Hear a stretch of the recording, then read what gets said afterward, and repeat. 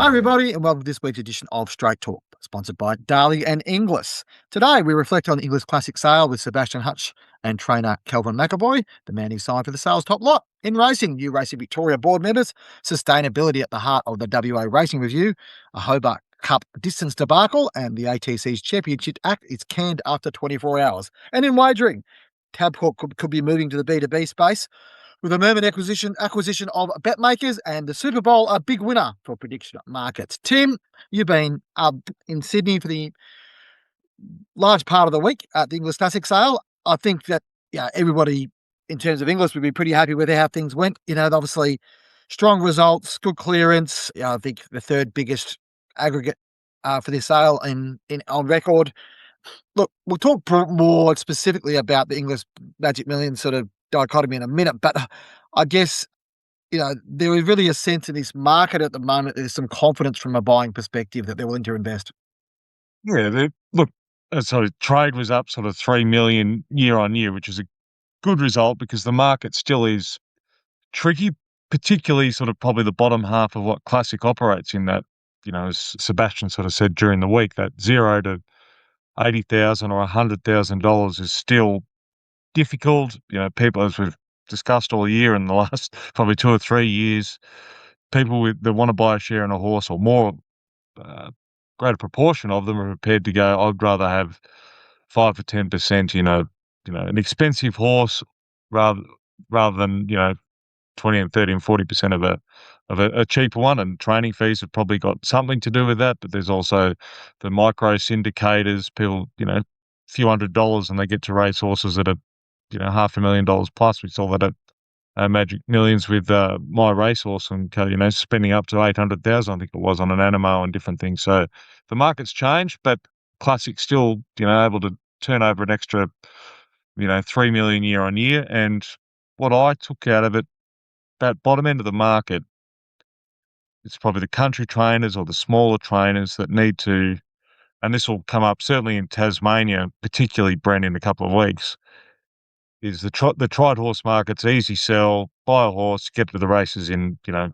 if it's been spelling 8 to 10 weeks probably, rather than the long wait for a yearling. But you're not going to get a good horse. There was, the trainers I know, a lot of Southern New South Wales trainers were all there buying a horse.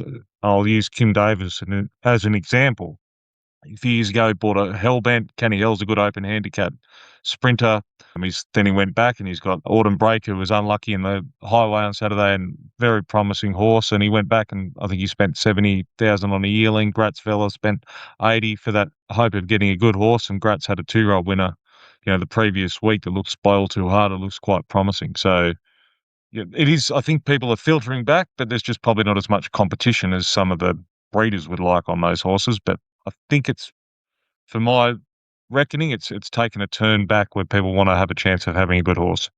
Yeah, it is interesting, I guess, from Inglis' perspective, and we talked to Sebastian Hutch, or you spoke to Sebastian Hutch, get that in a minute, but, the digital market has grown enormously in the last few years. There has to be a net effect on that, on the yearling market, and that's the nature of it. Like, you can't, there's only so many horses and there's only so much investment, and yeah, it might be something I might look at the next couple of weeks in one of my run the numbers columns, or one of those columns that we do, to actually look at that digital market and see how it actually, how it compares to what's going on. Because, as I said, it's been long discussed how the lower end of the yearling market is impacted by what goes on in the digital space with freely available tried racehorses, or even, yearlings and weanlings and other sort of racing 2-year-old racing stock at a discount. In a market which is highly competitive and harder for the smaller guys to compete, you can see why they go to those markets. But as you point out, Tim, it's not always the best result. At the other end of the market, stallions often drive a lot of the top end sort of attraction here. And Dali's Gaius has been an interesting one, because we might have thought maybe even probably 12 months ago, Tim, that maybe he was one of those stallions that had sort of been out here and made his mark, and some all right horses, but at that stage his oldest crop were only 2 and probably weren't showing. They're not fast and forward precocious horses like we used to seeing in Australia. But obviously the emergence of Observer has changed the narrative around that stallion significantly, and it wouldn't surprise to see Darley bring him back this year, given the success that he's had. He's currently top of the second season sire rankings. What was interesting, Tony Calvin McEvoy and agent Damon Gabberty missed out in a couple of Gaius early this year, but they landed the top lot of the Classic Sale, and yeah, you had a chat to Calvin about sort of this stallion and also their desire to get the top lots. I guess you've seen some nice goers pretty close up there at Ballarat and, around Flemington and places like that, and good to have one in your own stable now. Yeah, definitely. We love the stallion. He's doing very good things, isn't he? Got everyone a little bit excited. We tried to buy a few in New Zealand and unfortunately weren't strong enough, but this is a colt that, we've been really trying to piece together since I saw him Tuesday last week. So, he's just a beautiful walker, good, strong colt off a great farm with very good stats. So I knew it'd have to be strong. Didn't know it'd have to be that strong, but we're pleased to have him, and he's not fully subscribed yet. So there's certainly positions in him. So what sort of style horse at this stage does he shape as obviously Observer on a Derby and Henry Dwyer's that, looks pretty, probably will get further, but pretty sharp as well. Yeah, look, he looks like he's going to be a lovely 3-year-old. There's no doubt about that, but really cheers, mate. Good answer. He just had the best attitude. And I think, we haven't had many goers through the door, but I've been watching them and they seem to have great temperaments. They obviously can be there at 2, back end 2, and be getting better at 3 over multiple distances, which is what we're seeing. So he's so well bred, the stallion, and it's nice to have one. You and your father have had a lot of success with 2-year-olds and young horses, but obviously with half yours and things like that, trying be a bit patient and train a nice stayer as well. Yeah, look, exactly. I think it's about what you can get in the stable, and we try and buy all sorts of different styles of horses, sharp, early 2-year-olds, classic 3-year-olds. And, we bought a Derby winner from this sale. We've bought a Group 1 winning, 1,500 metre horse from this sale. So it's been a good sale to us, and we come in with a bit of confidence, and I'm pleased because he was the one horse we wanted to leave here with. So some colours that will be, assigned to that horse already, or is it worked out? Haven't committed colours to anyone just yet. So there's a few people that are involved and interested, but we'll just see how it all plays out over the next few hours. Now have you found the sales season so far? As you mentioned, you had a crack in New Zealand and missed out on a couple, and Magic Millions and now Classic as well. Yeah, look, I think it's selling down is quite difficult. Talking to a lot of trainers, it is becoming tough. We've felt that we've shopped with a lot of value all year. At Magic Millions, we basically shopped around the average and did all the hard work, and we were pleased. We had a good crack at a Night of Thunder filly, which we paid a bit of money for, and this was the next one that we opened the shoulders up at, and one we really wanted to buy. And yeah, so we're excited to have him. Yeah, it's an interesting one, isn't it, Tim, how the market can change and the sentiment can change relatively quickly. I suppose, Gaia probably wasn't viewed as top commercial stallion, I said this time last year, but there's the opportunities you get if you back a stallion in. He was an absolute superstar racehorse and a good example of if you stick to a horse, you stick to the philosophy that good horses produce good horses, that he was a horse which probably, so where he is at the moment, it's probably not that surprising to some people, albeit the commercial market sort of seems to have cottoned onto him now. We mentioned before, Inglis are pretty pleased. Sebastian Hutch, he's a regular on this show, whether we're doing interviews with him, personal interviews with him or after the sale, speaking to him, whatever, he's getting probably more and more combative in his relationship with Magic Millions. It's probably fair to say, Tim. He's quite happy to point out some of the foibles of the opposition, which is probably something we hadn't seen in the past. But in the last couple of years, it's become apparent that the battle for market share is really strong between these two sales companies. Yeah, and I'm piecing together, hopefully, an article. It might even be up by the time this goes out, but I'm trying to piece together an article now, sort of touching on that. And it is, as I've sort of half written, it's a delicate balance for these sales companies. And Sebastian, rightly, they've had a good few years. Sort of Easter's been positive, and certainly the chairman sales and different things. As I said, Classic's been up year on year, and Premier was outstanding last year.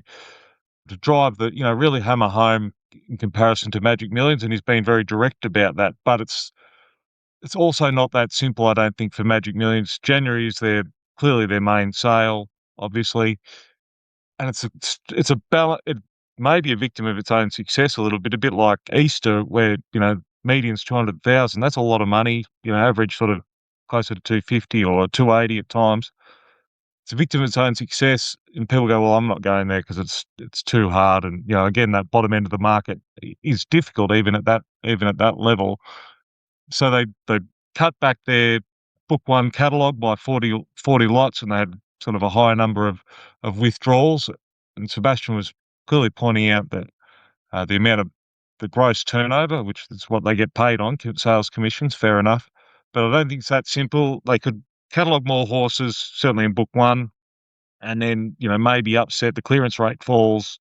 Just up, it's a really fine balance of keeping vendors happy, because they're quite often, they're always looking for someone else to blame if their horse doesn't reach their expectations or they have to take it home. Look, some of those horses probably have ended up at Easter that Magic's clearly would have wanted. I mean, that's just probably a fact of Easter being successful the last couple of years. And if Easter falls a little bit flat, people feel they got left behind in that bottom quartile.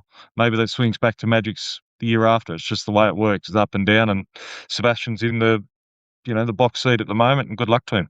Yeah, and it's certainly, it's part of it. I think, like I don't want to get too much into personal insights here, but I think the disappointment of 2020, when it was not long after Sebastian Hutch had gone to Inglis and taken over the role, that Inglis was really, basically kicked in the teeth by COVID.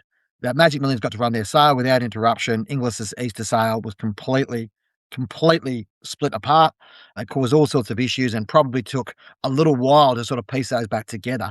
I think there's a little bit of, drive from that period that's driving this competitiveness between the auction companies. But I do know one thing. Barry Bowditch and Jerry Harvey aren't looking to Sebastian Hutch to determine what their strategy will be going forward. And there's no doubt there's a bit of game playing here. It's a bit like the old football coaches. And as journalists, we love this stuff. And it's good to have that honesty. It's good to have this, we don't mention each other in advertising sort of stuff. Well, that seems to have gone out the window. It is a competitive landscape, and we believe in the importance of competition. But anyway, here's Sebastian's review of the sale. Yeah, you had a good chat to him, about 5 or so minutes, talking through, I guess, the details of the sale, what worked, what didn't, and the overall landscape. Sebastian, by my quick arithmetic, it's the third best Inglis Classic Sale in history, certainly in terms of turnover. I know there's a lot of other factors that can go into that, but at the moment you must be satisfied and, probably met your expectations perhaps. Yeah, very pleased. We wanted the sale to be up. Like, we felt like we were in a position to have a better sale than what we had 12 months ago. But it is satisfying to sit here and have the gross be up, the clearance be up, the average be up, the median be up. Everything is up. So that's pleasing. And I mean, I don't think there's any disguising the fact that there are challenges in the market, particularly in what you'd call the value range of 0 to 100 or 0 to 80. Like, it's tricky there. But the appetite for what are perceived to be the really desirable horses seem to be pretty ferocious right the way through the sale. We're going to clear 84%, I think, or 83%, and that's before we get stuck into past in lots. Like, it's very good clearance. I know clearance has been a concern for people through certainly in the prelude to the sale season. Clearance was a concern for people, particularly in the part of the market that this sale predominantly occupies. And so to sit here and be clearing 84% with the prospect of that getting higher is pleasing. Speaking to Calvin McEvoy, who bought the top lot today, that even he admitted and said, talking to his training peers, that it is still hard to sell down horses, but they're finding, for what you're hearing, and probably will be evident when those yearlings are paid off in the next few months, that the more expensive horses or better credentialed horses perhaps are easier to sell than that lower end. Yeah, we hear that a little bit, but for every example, one way there's a contradictory example the other way. Look, I think certainly from the point of view of the trainers, they want to be racing the best stock that they possibly can. And typically that stock is the most sought after stock, and you've got to pay more for it. In the case of that particular horse, Tony and Calvin have had huge success buying out of this sale for a number of years. V8 was a Group 1 winning colt, where they won an Oaks or a Derby with Coco Sun. I mean, they're just two of the good horses they bought out of the sale, but they've consistently bought good horses out of this sale, and they conscientiously targeted. And yeah, hopefully they can be toasting more good horses in years to come. How does this sale set you up for the rest of the season? Obviously Premier next, and then of course Easter. I think really well. none of you will report it, but the first sale of the year was down 5.1 million in terms of turnover. And so to sit here and be up, to be up 3 odd million is pleasing. But it's not easy to make happen. Like, yeah, it's all very theoretically, you want certain things to work out certain ways, but huge number of moving parts to the mechanics of a sale. So for it to come together and deliver a set of results that reflect an improvement year on year is satisfying. And I mean, I've said this at the release of each catalogue, but the fact that we ran good sales in 2025 gave us good momentum into the spring. So when we were on farms through the end of July, all of August and September, talking about the English Sale Series for 2026, there was very positive sentiment towards the sale series as a whole. Certainly that's borne out to some extent by the results here, but I think if my expectations are right, it'll be borne out more so at Premier, where it just feels like we have an improved catalogue, certainly in terms of quality, and we have a very good catalogue going to Easter. I mean, better catalogues bring greater expectation on the part of vendors, so that's a challenge to manage as well. And that was a factor in some instances here, but I think we have a good catalogue of yearlings for Premier, and we have a very good catalogue of yearlings for Easter. And I think that's something people have been aware of prior to Christmas. I think people were very aware going through the Premier catalogue. It looked like a good book, and people have been aware of the fact that the Easter book was going to be very good. And hopefully we can generate good engagement, good participation, and ultimately good results for the people who've been willing to support us. Not defending Magic Millions, but they did run a smaller catalogue, and perhaps that was to boost clearance, because that does, no breeder or vendor wants to take horses home necessarily. So they, it's a fine balance, even so, sacrificing turnover perhaps. Well, we've provided a market for the same number of people we provided a market for 12 months ago and delivered a better market. So I'm happy with how we're going. Yeah, so that's a wrap on Classic Sale for 2026, Tim. It was I said a positive sale. Look, I mean, sometimes you've got to look between the rhetoric and the marketing messages and whatever else. Like, that's our job as analysts and journos to actually have a look at these things. And, I think as the market sits at the moment, regardless, it's a pretty steady, strong bloodstock market at the moment. I think that's probably a good sign for the industry as a whole. A couple of other small highlights in the bloodstock space. Obviously, Classic's been dominating, but there's a story there in the week. Obviously, Snitzel had the winner of the English Millennium on the weekend. He's now back to the top of the Australian size table. It seems a while since, I think it was 2019-20, since he actually won the fourth of his size table, but size titles. But it's interesting to see him back on top there. And, of course, the Autumn Sun currently second. So, Sons of Reduced Choice first and second. Now, we haven't had a Quinella from the same sire family since Fastnet Rock and Exceeding Excel, I think, at 2014-15, Tim. So, but it is interesting to see. And, I mean, that domination of Redute's, like, his influence is enormous. Even if we consider that the third horse of the table, Zoostar, is a out of the Redute's Choice mare. Yeah, and the Autumn Sun, if he's possibly going to, claim he's first, this would be the Autumn will dictate that mostly through Autumn Glow, most likely, and she resumes on Saturday. If she can go through and continue her unbeaten record and probably get to the Queen Elizabeth or something like that with, I think it's $5 million race, that will go a long way, whether he can, maintain sort of second and certainly possibly win it for the first time. Yeah, and if you look at actually the Autumn Suns and Snitzel's records at the same times of their career, I think both have got 10 stakes winners at this point of their career, but the Autumn Sun has more Group 1 winners. So that's interesting in itself. The other one I'll mention too in terms of Sons of Reduced Choices, I wrote an article a few weeks ago, just having a look back at the books that Alabama Express has got, another Son of Reduced Choice, at Yulong over the last few years. Oh, my word. It's hard to see that a stallion has had a better book, especially a young stallion has had a better book than what Alabama Express has had. So if we believe that good horses produce good horses, then we might be in a situation where, the Autumn Sun's challenger in the sort of, years to come might come from another Son of Reduced. The following segment is brought to you by Darley. Darley's sires performed extremely well at the Inglis Classic Sale. Progeny of Too Darn Hot averaged over $200,000, while Gaia topped the sale with his Star Colt, which fetched $625,000. The second top lot at $540,000 was by Harry Angel, who, along with Pinatubo, featured among the top stallions on gross. While first season sensation Animo was also very well received. It continues a very strong start to the yearling season for Darley Stallions. By Darley in 2026. All right, Tim, let's switch to racing now. And interesting to see how Racing Victoria late on a Friday. They they love these, well, because the government release, they love these late Friday releases. Peter Duncan and Jonathan Hardwick added to the Racing Victoria board. Now, this is the first time, I think it's the first time in mid-2023, so what's that, almost 3 years, 2.5 years, that Racing Victoria's had a full contingent on its board. Peter Duncan, a really interesting addition there. She's a former greyhound on the greyhound board of GRV. Quite, quite, I guess, outspoken is probably one way to put it. She has strong opinions, not scared to talk about it.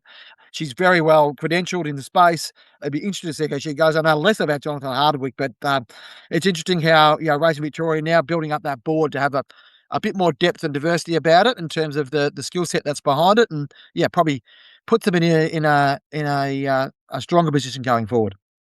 Bren, were at that back in the Hunt conference in last September in Melbourne, and Peter Duncan was a guest speaker there, and won't obviously repeat exactly what she said or anything like that. I don't think we're allowed to on the conventions, but she had some very forthright views about animal welfare and, I guess, fighting back against the antis, nup to the cup and things like that. So be interesting on the RV board, her views as opposed to maybe some others on that committee and fellow directors of how they tackle, I guess, perception of the industry and the social license and all those sort of things, given her experience at Greyhound Racing Victoria and the problems that industry's had, in New Zealand, Tasmania, certainly New South Wales and right through really, what she brings to that and that understanding of that and trying to, keep government on side and I guess, maintain that so-called social license. Yeah, and from what I'm hearing in the background, Tim, I think there was definitely some political lobbying that went on to try to get certain people on the board, which often happens in those situations. And it'd be interesting to see how that plays out moving forward. We know Victorian racing politics is always a dynamic environment. There's always plenty going on. Speaking of interesting environments, WA. Obviously, RA was coming under very much under focus as part of this review. The details of the review or the terms of reference of that review from the Cook government was released this week. The future financial sustainability and governance of racing and wagering WA was firmly on the sights of the review. There's basically a whole bunch of things that people who want to make submissions are asked to look at. Look, there's some significant challenges over there, and I guess the model of having your state operated bookmaker and your PRA, Trico PRA, all integrated within the one operation does have some advantages, but it's clear from what sort of come out from this discussions around the view team that there's probably some disadvantages as well. That's right. And the RA probably has been, as you say, disadvantaged or the uncertainty. The government's looked at selling the tote multiple times over quite an extended period now, and it's never got off the ground for whatever reason. Or there was not enough money, and then COVID hit. I think lots of different reasons why they haven't been able to privatise the tote, and that probably has hamstrung RAWA in terms of investment and just trying to, as New Zealand found as well, trying to keep up with the other corporates and investment in technology and marketing and different things like that. Probably not having the customer bases like a sports bet to be able to do that and market nationally. It'd seem, I'm sure I don't know what their breakdown of eastern states account holders would be, but I'd say to be minuscule in comparison to just trying to tap into to Western Australia. It would be quite difficult, and that would hurt the bottom line. Yeah, and you're trying to compete against, you said you're trying to compete against 196 bookmakers in Australia, online bookmakers in Australia. You're another one. You might have opportunities within WA, but that's a challenge. But there's some other broader challenges around venues and how things are being prioritised. Look, that similar to the review in Queensland that we saw last year. It'll be fascinating to see what comes out of that. In my home state of Tasmania, Tim, I was sitting there on Sunday watching the Hobart Cup, thrilling finish, Blonde Star getting home. Great result for the local trainers who probably had a relatively tough week. And as it turns out, we weren't running over 2,400 metres. We're running over 2,367 metres, apparently. 63 metres, sorry. They got the distance wrong. Look, Tas Racing, to their credit, put their hand up and said, yep, this has happened. We're going to have an investigation. We're going to have a look into. If you look at where the barriers are positioned from the replay last year to this year, you can see a difference. It doesn't look like 40 metres to me, but I hadn't done the tape measure out. But Come on, Tim. It's 2026. This stuff shouldn't be happening. I mean, it happens in UK racing a lot. It happens in Australian racing probably more often than we know, but it's a Group 3 race. It's Tasmania's, if not its biggest race, certainly its equal biggest race. I'd like to think maybe they worked out where the barriers are going to be. Yeah, it is. As I said, no one's done it deliberately, but it's unfortunate that, it happened full stop, but the fact that it was their signature race and got found out and, trainer of Distant Award, Peter Luttrell, isn't it? And, rightly a bit upset about it. The horse was storming home. Would have made it a difference maybe on face value, but, maybe the jockey should have got going a bit earlier. Who knows? It's just one of those things. I think, unfortunately, just have to accept the result, pay on the winning post, and that's it. And hopefully it doesn't happen again. There's protocols put in place to ensure that, as I said, it doesn't happen again. I was watching a video yesterday of a chumps race. I think it was in Ireland on the weekend, Tim, or over the last couple of days, where it was a like bog heavy track, and the leading jockey or the jockey on the winner who went to the front, he ran out onto the synthetic track because there was no fence between him and the synthetic track, and ran along the synthetic track for like 200, 300 metres to save. So there's all bunches of ways you can win a race, and they said it's not against the rules, so you can do it. So it's funny how these things can work out. Anyway, it feels like Tas Racing can't really take a break at the moment, and you'd hope that out of this comes a bit more clarity around how they do things. They don't race many 2,400 metre races at Elwick, and the track record was broken, but I'm sure that won't stand given Blonde Star ran 40-odd metres less than the previous record holder, but we'll see what pans out of that. And speaking of debacles, Tim, and I mean, Kelly Holiday, I do not profess to know much about Kelly Holiday or his partner or where things sit or whatever, but oh my God, the ATC, who are under pressure enough at the moment, this looks to be just an absolute own goal for them. They appointed an artist to play after the first day of the championships. Within 24 hours, the booking's been cancelled, whether it was on the initiative of the ATC, given the backlash around the anti-racing sentiments of the partner of Kelly Holiday, or whether it's on the artist themselves going, I don't know, but oh my God, like it didn't take much of a Google to work this out. Like, with all due respect to Ben Scarf, when Ben Scarf's pointing out hypocrisy, you're in a bit of strife. Yeah, indeed. I don't know Kelly Holiday much either, but those concerts after the last races at the carnivals have proven popular. It does get people along with their punters is another thing, but still it does get people to the course. And as we know, ATC, need to monetize their venues outside just racing. So I absolutely understand it. And look, if I was booking, would have I known the background and who he was dating? And probably not. I guess you could Google, these days, nothing, you can say something 5 years ago and it'll come up and people remember and social media finds you out.